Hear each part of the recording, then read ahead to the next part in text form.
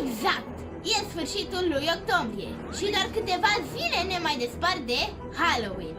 Abia aștept să sculptez din nou un ditai, Dovleacul, și să mă uit la un film înfricoșător.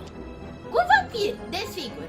Așa cum știți și cum am povestit și anul trecut aici, și Dovleacul, și Colindatul, și dulciurile sunt de origine anglosaxonă, ca și întreg Halloween. Doar că peste tot în lume există sărbători închinate morților, unele dintre ele chiar mai spectaculoase. Ce poate fi mai tare decât Halloween-ul? Haideți să vedem! Dar înainte de toate, nu uitați să vă abonați și să dați like la canalul meu. Chiar mă ajută!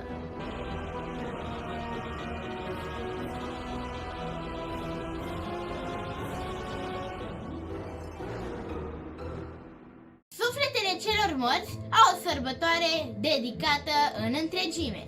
Că îi spun Halloween sau altfel, în această perioadă a anului, oamenii de pe tot globul îi sărbătoresc pe cei dragi care nu mai sunt. Să începem cu țara noastră. Știați că avem și noi propriul Halloween, pe 30 noiembrie. În noaptea de Sfântul Andrei se spune că strigoii umblă liberi și fură mana vacilor, mințile oamenilor și rodul livezilor. Strigoii, varianta românească a vampirilor, sunt spirite ale morților care din diferite motive nu au reușit să treacă în tărâmul de dincolo. Se spune că în această noapte devin periculoase, distrug tot ce le iese în cale și aduc dezastre, boli și nefericire. Însă nu vă speriați, există un antidot: usturoiul. Gospodinele de la sate atârnă cu nuni de usturoi la intrare și ung ușile și ferestrele tot cu usturoi. De data aceasta zdrobit. Se pare că strigoilor nu le place mușdeiul, așa că gazdele sunt în siguranță. Pentru o protecție sporită, se presară firimituri de pâine în curte, astfel încât spiritele rele să nu intre înfometate în casă. Dar pericolul pândește și în păduri. Bătrânii spun că tot de Sfântul Andrei, lupii încep să vorbească cu glas omenesc și să atace oamenii pe care îi transformă în vârculaci.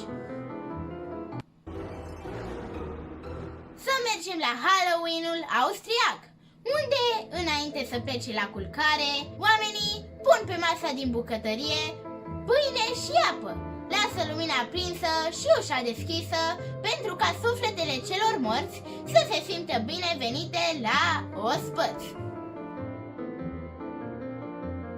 În Cehia, rudele celor dispăruți lasă flori la morminte, iar seara se strâng în jurul mesei, unde se pune câte un scaun în plus pentru fiecare membru decedat al familiei. Legenda lor spune că în această noapte vii pot vorbi cu morții. Astfel, rudele prezente pun la curent scaunele spiritelor cu tot ce s-a întâmplat în ultimul timp în familie. În China, festivalul fantomelor înfometate are loc în fiecare an în luna octombrie. Acum se deschid tărâmurile dintre vii și morți și dintre rai și iad. Așa că toate spiritele bune și rele își dau întâlnire pe pământ.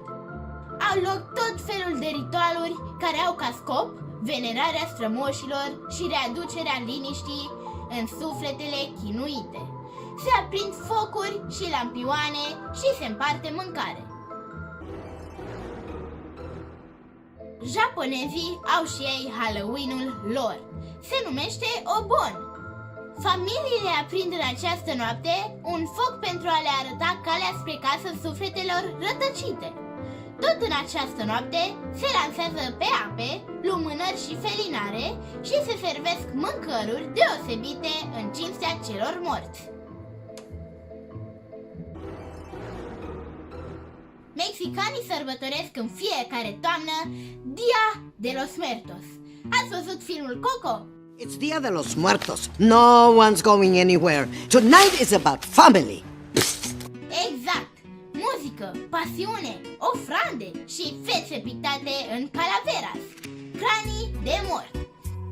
Dar să o lăsăm pe Monica Mihailă, manager de agenție de turism, să ne povestească mai multe despre ritualurile mexicanilor. Bună, Monica! Știu că o mare parte a copilăriei ți-ai petrecut-o în Mexic. Și mai știu din Coco că mexicanii au una dintre cele mai spectaculoase sărbători ale morților. Cum se numește ea și ce reprezintă? Bună, Raluca! Această sărbătoare se numește Dia de los Muertos, adică Ziua Morților, și este poate cea mai importantă sărbătoare pe care mexicanii o celebrează, ea fiind sărbătorită pe 2 noiembrie. Este importantă deoarece tradiția spune că morții vin printre cei vii și aduc aminte de momentele fericite pe care le-au trăit împreună. Dia de los Muertos is the one night of the year our ancestors can come visit us. Ei se duc la cimitir sau creează întregi altare cu mâncare, bunătățuri și muzică ce le plăcea familiei și morților care nu mai sunt printre ei, și creează un culoar cu flori de cempasúchil, adică un fel de crizanteme la noi, sunt niște flori galbene foarte frumoase, ca morții să știe să ajungă de la cimitir către casă. Cum se deosebește Dia de los Muertos de Halloween? Mexicanii sărbătoresc prin muzică și voie bună, se pictează pe față, dar cu culori vesele și colorate și multă bucurie, nu e tristețe cum ar putea să pară din descriere. Ies și pe stradă, fac parade. Cred că nu există case care să nu aibă altar sau să nu ofere ofrande și să creadă că se întâlnesc cu cei dragi. Ce sunt de fapt ofrandele și cum se dăruiesc ele morților? În general sunt produse de mâncare, băutură, ceea ce le plăceau lor să consume. Mi-aduc aminte cu bucurie când eram eu copil și eram în Mexic, se mânca pan de los muertos, pâinea morților, iar acolo erau scheleți din plastic pe care trebuia să-i găsești mâncând acea pâine. Monica, mulțumim! Dacă doriți să mergeți în Mexic sau oriunde altundeva, o puteți contacta cu încredere. Cam atât pentru azi. Vă doresc un Halloween înfricoșător, de amuzant. Aștept să-mi spuneți în comentarii ce planuri aveți. Până data viitoare, nu uitați de like și subscribe. Pa, pa!